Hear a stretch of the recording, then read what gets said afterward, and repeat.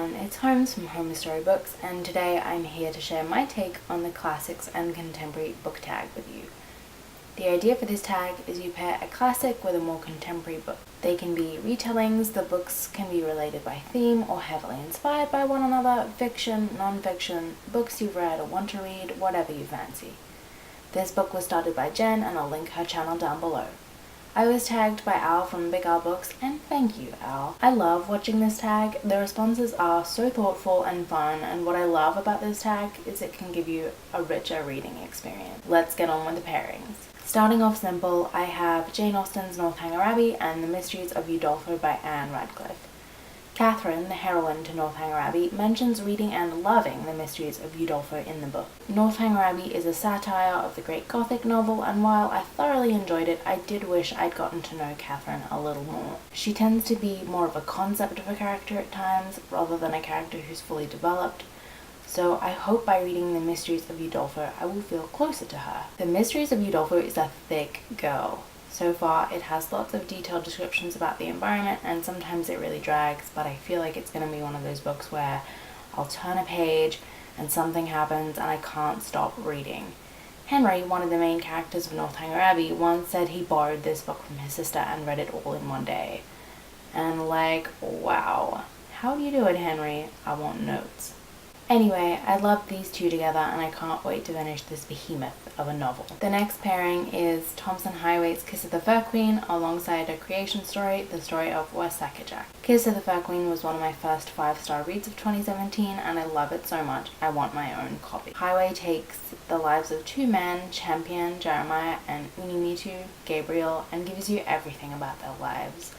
The residential school system, their lives in Mystic Lake, and the men they become. Jeremiah, afraid of his Indian identity, and Gabriel, battling with his own queerness. This book is visceral. It mentions blood, sweat, tears, cum, shit, all without flinching, without looking away. It points out the absurdity of colonialism and dips into one of my favorite things, pointing out the ridiculousness of the English language. Cree is spoken like a code, spoken softly, spoken secretly. Two boys like spies against the world. Music in this book behaves like a language that transcends all barriers. It lifts Jeremiah out of residential school, and after 10 years of not playing piano, lifts him out of his own personal struggles again. I can see Gabriel so clearly, so vividly, that sometimes while reading his chapters I would cry. I can feel his presence beside me. I wanted to wrap him up in my arms and protect him and tell him I love him. Every time he danced, I felt it. Every time he smiled, I felt it. Every time his heart hurt, I felt it. This book is redemption and ruin all at once. And somewhere out there, Wesakechak, the Trickster, the Raven, the Coyote, the Fur Queen, is dancing, laughing, singing. And somewhere out there, Tomson Highway heard. But who is the Fur Queen? She is Highway's literary interpretation of Wesakechak, who is the trickster in a lot of First Nations creation stories, but they are also the bridge between the creator and Turtle Island, or North America. You can't get any more classic than a 50,000-year-old creation story, so I mean. There are lots of different ways to spell Wesakechak, much like any other interpretation of any name, like Stephen, Steve, Stephen with a PH, Stefan, etc. I first heard this creation story as part of a class through Coursera called Indigenous Canada through the University of Alberta, and I loved the story, loved the class, and learned so much. I loved that one particular story so much, and I knew what I heard from this course barely scratched the surface. Of course, there are so many interpretations and tellings of this one particular creation story, but last year in December, in the dead of winter, which is when the story is traditionally told, I went with a friend of mine to a local university, and we were fortunate enough to listen to an elder tell the first part of the story of Wesakechak. The elder, Ken, added so much depth and detail and love to the story. It was so funny. He had all these moments where he would slip into random asides and connect the creation story to everyday lives of First Nations people. I loved it so much, and let me tell you, when First Nations people tell oral stories, they pull out all the stops. When I arrived, there was stew, tea, salad, donuts, pie, coffee, and I've never eaten so well in my damn life. There's a feeling of despair I get when I go into a party and there's like an empty bag of chips, half-drunk soda, and mild salsa sitting on a table when people said there would be food. And this is the opposite of that feeling. I was so elated and contented and felt so cared for. My friend and I really enjoyed ourselves, and it was really, really special. So if you live near a friendship center or you could take part in anything like that, even online, please do so. I know a lot of people are worried they'll offend or think it's strictly for First Nations people, and sometimes they are, but usually they're open to everyone. Don't be afraid to ask, and turn up and support your local friendship centers and the native spaces at your universities, because they're so great, and when they say tea and bannock, they mean a hell of a lot more. If you do go to these events and you're not hungry though, bring containers and ask if you can take some food home with you, because it's generally considered rude to go to someone's event and not take the food. At least that's what I was told by a First Nations friend of mine. I could be incorrect in some cases, but never feel afraid to ask. And make sure you ask if you're allowed to film. A lot of the time you are, you just have to ask. The best part is my friend and I went to part 1, so hopefully there will be a second part and a third part and a fourth part with stories like the creation story. It takes as long as it takes, and it cannot be rushed. My point is, having the creation story told to me in winter by an elder with all of the traditions and ceremony that go along with it gave me such a deep respect for the Fur Queen in Tomson Highway's book. So I heartily recommend these two together. The next pairing I'd love to recommend to you and also to myself is Ain't I a Woman? Black Women and Feminism by Bell Hooks, and Sojourner Truth's famous speech, Ain't I a Woman? Sojourner Truth was an abolitionist, a women's rights activist, and a speaker. She delivered a very famous speech in 1851 in Ohio, later titled Ain't I a Woman? There are a few versions of this, so I want to be careful with which one I choose so that it best represents truth. The question, Ain't I a Woman, most likely comes from the British anti-slavery slogan, Am I not a man and a brother, to decry the inhumanity of slavery. I read Truth's narrative of Sojourner Truth earlier this year and loved reading about how she tirelessly fought to get her son back after he'd been sold illegally into slavery. Though the writing sometimes felt a bit dry because she wasn't writing it directly, I felt her determination and want to feel her determination again. To pair with it, I have Ain't I a Woman? Black Women and Feminism by Bell Hooks, where the title references Truth's speech, and I can think of few titles that would be more apt for a book like this. Hooks really speaks to Truth's legacy, and I love that so much.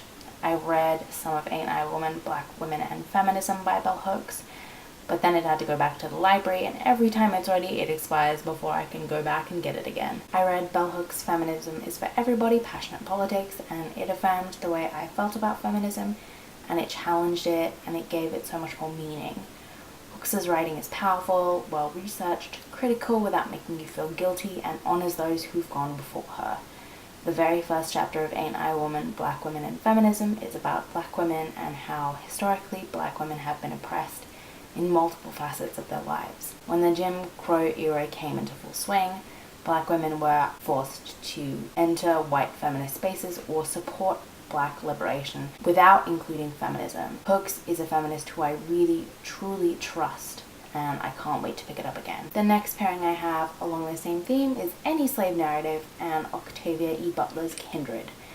Slave narratives are their own specific genre of works with their own specific outlines and features as a text. Of course, we need to acknowledge that they are often very heavily edited and altered by white publishers and editors. But so many of these books and narratives are testaments to their lives and legacies. Slave narratives tend to be put into 3 broad categories: the religious redemption category, where a slave finds Christianity. The second is the abolitionist narratives. These stories were meant to inspire people to abolish slavery. One such narrative I read and loved was the narrative of the life of Frederick Douglass. While many of these stories include editor-engineered graphic depictions of cruelty, auctions that cause families to lose track of one another, and a mention of this white man's house being the finest in Baltimore with the finest stables, Douglass's voice still rang true for me, and I'm very grateful to have read his work and would love to read more. The third category is a progress narrative that discusses the individual's right to freedoms, voting rights, right to an education, and so on. Up from Slavery by Booker T. Washington is an account that I've read and loved, and it is about Washington's pursuit of an education, opening a school in Alabama for black people, and his tireless and relentless work. I love it so much. He's so articulate and charismatic and very, very mild in his descriptions of the South. Octavia E. Butler was inspired to write Kindred because a friend of hers said that he wished he could kill the black people who've been holding him back and the rest of the black race for so long, but he couldn't because he'd have to start with his own parents. She realized that for him, the experience of slavery was cerebral, and she began thinking about her mother and her experience having to go to work every day. So she wrote Kindred, which is a book about a black woman from the 1970s named Dana, who was one day inexplicably pulled back in time to visit her white ancestor Rufus in the Deep South in 1817. She saves him from drowning and then realizes they're linked somehow, and she has no control over when she travels back in time. This book is visceral, raw, and emotional, and Butler's writing is so clear, so vulnerable. She takes this experience of slavery and makes it a lived experience again. I imagine if all the slave narratives from history hadn't been edited, it might have sounded something like Kindred. What I love most about this book is the power dynamics. Rufus is indebted to Dana because she saved his life, but they fight, they argue, and Dana challenges him whenever she can. But she cannot challenge him all the time on all things, because her ancestor is yet to be born. So what does she allow Rufus to do so that she can return to her time? I remember going to purchase this book, and there was a guy there with like a mullet and a Star Trek t-shirt and a bunch of nerdy pins on his bag, and he was white and lanky and looked like he was the kind of person who would correct you if you got a comic issue number incorrect. And when I stepped in front of him to pick up Kindred, he said, "I've never read anything like her writing before. She'll challenge everything you know. Anything you think you know about race, gender, whatever, she'll teach you. I love her work, and it stayed with me all this time." And I was blown away. Here I was, judging this guy for standing in front of Octavia E. Butler. All the while he'd been admiring her books and was grateful I chose one. I told him I couldn't wait to read her. We chatted and left. Kindred is so searing, and it really stuck with me ever since I read it all those years ago. I hope it stays with you too. These two pairings are possibly one of my favorites for this video because one of them is underrated here on BookTube, and that pairing is A Room of One's Own by Virginia Woolf and Spinster, A Life of One's Own by Kate Bolick. A Room of One's Own by Virginia Woolf is of course the classic lecture turned book where Woolf discusses how if Shakespeare had an equally talented sister, she would never have the time, nor the money, nor the space to write. My favorite aspect of this book was Woolf's meticulous research. I did a Bachelor of Arts with a double major in Spanish and History, so anytime she would groan or roll her eyes or feel frustration, I understood her to the core of my being. One of my favorite passages talks about how male authors tend to hold fictional female characters on a pedestal while ignoring the actual real-life women in front of them. A queer, composite being thus emerges. Imaginatively, she is one of the highest importance. Practically, she is completely insignificant. She pervades poetry from cover to cover. She is all but absent from history. She dominates the lives of kings and conquerors in fiction. In fact, she was the slave of any boy whose parents forced a ring upon her finger. Some of the most inspired words, some of the most profound thoughts in literature fall from her lips. In real life, she could hardly read, could hardly spell, and was the property of her husband. This is a total classic, and I think you'll be surprised by how good it is if you read it. The modern pairing I have with this book is, as I mentioned, Spinster, A Life of One's Own by Kate Bolick, where Bolick discusses the 4 female writers who influenced her after the death of her mother: Edna St. Vincent Millay, Mae Brennan, Edith Wharton, and Charlotte Perkins Gilman. I'll link that video down below, but oh lord, just even thinking about Gilman makes me tired. Moving on. Bolick discusses the societal and social expectations about marriage, living on one's own, how men were and still are allowed to be bachelors, but women descend into spinsterhood. My favorite part of the book was where she talked about how she felt about marriage, where she would come to ask herself, is this how I really feel about marriage, or just how I'm supposed to feel? The one thing I will say is this book is not perfect.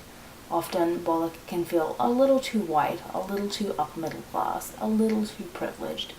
But she challenges her privilege regularly, something that I truly appreciate. And she's aware of it to a point where she refuses to compare a white woman's experience and a black woman's experience of a certain time period, which I was so grateful for. I liked when she discussed the authors' lives in relation to her own. Many of these authors were classed as spinsters at one point or another in their lives, and Bolick really takes the time to think about how these women must have felt at the time, desperately trying to make a living as a writer and a woman. It spoke to me on so many levels because I am a young, newly married woman wanting to be a writer and constantly scrutinizing my own life. But it is in no way girly or overtly feminine. She is critical, she's sharp, she's witty. Bolick is honest, and her own voice is quite compassionate. So there you have it, another pair of similar titles, A Room of One's Own by Virginia Woolf, and Spinster, A Life of One's Own by Kate Bolick. This next one is going to be fun. This next pairing is Lust, Caution, and Other Stories by Eileen Chang and Crazy Rich Asians by Kevin Kwan. Lust, Caution, and Other Stories is set in the 1940s in Shanghai, when it's occupied by Japan, and the main character for the titular story is a spy. She's a radical student and is totally beautiful, meant to seduce a powerful man to the end of a sniper's rifle. But is she a real femme fatale, or is she beginning to fall in love with the target? Crazy Rich Asians by Kevin Kwan is a romp. Originally when I read it, I was really irritated by these characters because most of them are all terrible people. It's about a woman called Rachel who falls in love with Nick, a man who just so happens to be essentially royalty in Singapore. When she goes back to his family home, she begins to realize how out of her depth she is and how all of Nick's family considers her an outsider and an interloper.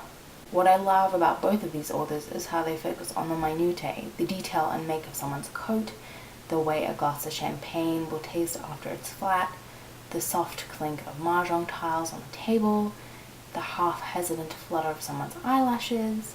Kevin Kwan writes in a mixture of Cantonese English, Singaporean English, Mandarin, and it might not be espionage, but everyone's keeping track of everyone's status markers, a coveted permanent residency visa to Vancouver, Canada, a car, a house, whether they flew first class or not, a wedding ring, a dress. Kwan writes about food in a way that makes me so hungry, and I'm very excited to read the second book in this trilogy, China Rich Girlfriend, and for the film to come out in August. Eileen Chang's writing is a little more like sipping bitter green tea, but I think it's almost time for me to read her again. The next one you've heard me talk about on my channel a lot before, and that is the classic The Well of Loneliness by Radclyffe Hall. I swear, is there a video where I don't mention this book? Show it to me, I want evidence. The contemporary book I want to pair with this is The Trials of Radclyffe Hall by Diana Suhami. The Well of Loneliness is about a woman called Stephen Gordon who becomes a writer on the eve of the First World War. It's dramatic as hell and long, but I'm really loving it so far and hoping to finish it and do a full review very soon. The Trials of Radclyffe Hall is of course a biography about Hall's life, and from what I've heard, she wasn't a very nice person, which makes her all the more interesting. The reason I really wanted to read this was because I wanted to find more about the trial surrounding the book. The Well of Loneliness was put on trial for obscenity and became an international sensation after its publication. I had considered Hall to be a bit of a superhero in that respect because her queerness, her identity, everything was so thoroughly scrutinized and put on display. In terms of the queer community, she contributed so much, so I wanted to find out more about that. But apparently she wasn't very nice. She was very political and didn't take it too kindly to people who didn't agree with her, and was very privileged and wealthy and ignored lots of people who were less fortunate than her, so I'll have to report back once I've read it. The next pairing I have for you today is Frankenstein by Mary Shelley and Romantic Outlaws, The Extraordinary Lives of Mary Wollstonecraft and Her Daughter Mary Shelley by Charlotte Gordon. To be frank, I didn't like Frankenstein very much at all. I enjoyed it immediately after I read it, but a lot of the gothic atmosphere and the thrilling plot points of the story just vanished in my mind. I was left with Victor Frankenstein, the mad scientist and the creature's creator. World's best mansplainer, antagonist, and someone I kind of want to throw down a well, if I'm honest. As a literary device, he's perfect. His flaws illustrate the creature's compassion and asks us what it means to be human. But I was so tired of him running around the countryside like, oh, what have I done? Oh, but it's not my fault. Lol. I loved the creature, but Victor was just too present and too unlikable for me to enjoy the story. However, Penguin have recently come out with a new edition of Frankenstein, the 1818 edition. This edition is as it was meant to be, originally published by Mary Shelley, not the heavily edited version that was published in 1831. Thanks, Percy Shelley. But I would love to read this unedited edition and see if I enjoy the story any more the second time around. Romantic Outlaws by Charlotte Gordon is a 659-page beast of a book, all about Mary Shelley and her mother, Mary Wollstonecraft. Wollstonecraft wrote the book A Vindication of the Rights of Woman, which was a feminist book about a woman's right to own property, not to be property, and is one of the earliest recorded pieces of feminist philosophy. I tried to read it and found it super dry, but I'm hoping that with this book, I'll go into it with a better understanding of her ideas. Both women apparently had children out of wedlock, took lovers, became writers in the Romantic era, inspired thousands, you know the drill. This book is huge, but it's on some people's favorite books of the year list, so I'm very excited to read it. The last pair is the autobiography of Malcolm X and X by Ilyasa Al-Shabazz, who is his daughter. I've never read anything by Malcolm X, and this is about his life, his beliefs, how he converted to become a Muslim minister. Malcolm X was known to be more of a radical figure during the Civil Rights Movement and the Jim Crow era, and I'd love to read his words from the man himself. He contributed so much to the Black Power movement and was really an influential figure, so I'd love to learn more about his legacy. X by Ilyasa Al-Shabazz is a graphic novel written by Malcolm X's third daughter. It's about Malcolm's life when he was young, how he wants to become a lawyer, but then takes to the streets. He starts hustling, and at 20 he's arrested and imprisoned for theft. I expect this will be a very redemptive and interesting story about Malcolm X, and I'm really looking forward to reading it in graphic novel format. That's it, that's all for this video today. This video might end up being really long, but the tag was just too good, okay? It was too good. Thank you so much to Jen. I've had so much fun thinking up ideas for this tag, and I love seeing everyone's responses. Have you read these books? Do you want to read any of these books? Me too. Let's talk in the comments below. Bye everyone.